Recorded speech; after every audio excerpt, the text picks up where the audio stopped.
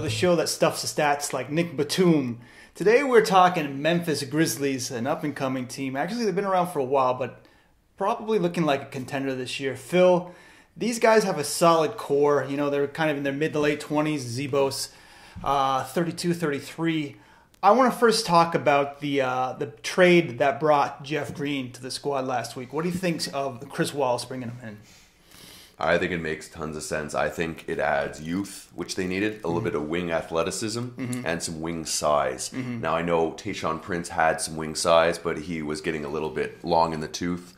I think the three-point shooting isn't working out quite as well as they had hoped, but I think between him, Courtney Lee, Tony Allen, that's a lot of perimeter defense to go along with their interior defense, and I think that's where they hang their hat. On their defense, and their offense comes from this. I think it gives them the ability to slash with Jeff Green, where Prince was a little bit more of a bystander in the offense. Kind of in a way replacing Rudy Gay from a few years ago. Rudy Gay, but a version of Rudy Gay who understands he's on a team, right? Yeah. And he has to play within that team. And the team's very established. Yeah. So I think he's going to fit in more and more and more. Right now he's coming off the bench, and that's some nice six-man, because their bench wasn't overly productive before, and everyone knows to be successful in the NBA, you need a bench that works out. So right now, Courtney Lee and Tony Allen are starting. So I really like this move, and I think it puts Memphis really up there. I mean, it's tough to say right now because we'll have to see with the health and can OKC sneak in and what trades are coming. But I think we're looking at a top 4 team in the West, maybe in the NBA. Yeah, I mean, Rudy Gay is a Bynum Gang member, as I alluded to earlier. No knuckleheads, it seems like, on this squad, which is really important.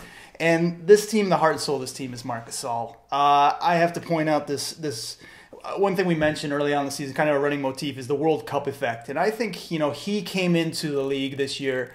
Spain lost in the quarterfinals of the World Cup on their home floor, in their home country. I think him and Pau and all these guys just came in just really pissed. Coming this season, he dropped a lot of weight. His stats have been amazing. His career high up to now was 14.6 points a game. He's averaging 19 a game. He thinned down. He's playing great ball. His court vision has been just extreme. Well, he's one of the best passing big men in the whole NBA. And I think everything's just running completely through him. Oh, absolutely. And I think that transition from the focal point in the front court being from Zebo to Gasol is just a natural transition, and we've seen some interviews with Randolph being very pro this and understanding that he's a bit younger and this is his time, and I think everything, as you said, goes through that. But his ability to hit that mid-range shot, his ability to pass, his ability to stay on the floor because he's lost that weight. This is a team that, considering Marc Gasol, and let's not forget that World Cup effect had an effect on his brother as well, playing arguably some of the best basketball in his career as well. Well, they both, fun in a couple of days, they may both be starting centers in the All-Star game, which is unheard of in the NBA. So, I mean, it's something special. You got some proud parents in that family. I like to call him the Barcelona Bandit. I think that's a good name for him, by the way. Mike Conley Jr., a guy who does not get enough credit as one of the elite guards in the league and in the West. The West is stacked with guards, but I mean, I looked at his stats earlier. Every year, in his seventh year in the league, his stats just improve. He's one of those guys that works hard all summer long. Well, not only that, but his efficiency. When you look at a player like this, sometimes he doesn't have the thrill of a Russell Westbrook. Sometimes he's not bombing it consistently and nonstop like a Stephen Curry. But his ability to general the game, he's really that floor general, quintessential point guard, plays pretty good deep, pretty good size, shoots, his floaters, his ability to move without the ball. He's just one of those guys that has gone under the radar because he's playing, I feel, in a bit of a small market. Like all these guys we've just mentioned, Marc Gasol, Mike Conley, Zach Randolph. If these guys were Lakers, we'd be talking about these guys like we talk about the likes of Dwight Howard and Russell Westbrooks, but because they're playing in smaller markets, not fair to them. But it also gives them the ability to grow in a smaller system, right? With the no pressure. And I think that kind of adds to the family mentality. And let's not forget, having Tony Allen coming in from Boston really adds that leadership. And he's one of those guys who could have been a knucklehead, but in the right system. And this one is not a knucklehead. That's a really good point. And the defense he played on Kevin Durant last year in the playoffs was just phenomenal. One of those guys who actually gets it. And especially giving up about 6-7 inches, depending how you measure the two. any guy doing that is just his ferocity. And I can't downplay the addition of Courtney Lee. Courtney Lee on this team, to me, has been one of those guys that just put them a little bit, they nudge them over the top, because you can take Allen out for a couple plays, still have prolific, defense at the 2-guard position, and now with Jeff Green being able to play more minutes, there's just so much talent on that team. They're stacked, and as we've been saying, they have momentum. They have a core they've been building on the last few years. Interestingly enough, they have kind of the all-balding squad. The entire bench is either bald or balding. That includes you, Vince Carter. And they brought in guys like Kufis from Denver last year. Chris Wallace, he's very an underrated GM. He's really been stacking the squad slowly, quietly, like a chess match the last few years. Well, let's not forget John Hollinger from ESPN is going there, and he's helping make some, choices with drafts and trades as well. I mean, to your point there, maybe there's a deal to be made, after the Jeff Green, maybe one with a promotional, play with Rogaine. We can play either way. Ouch. I'm going to end with one last question. Marc Gasol, elephant in the room, free agent. Does he go to a place like San Antonio or maybe Cleveland, or is he going to stick around in Memphis for a long time? It's an interesting call, right? Because he's in a situation now where the fans love him. He's an all-star. He went to high school in Memphis, by the way. He went to high school. I don't think he's the guy that wants to be in that huge city.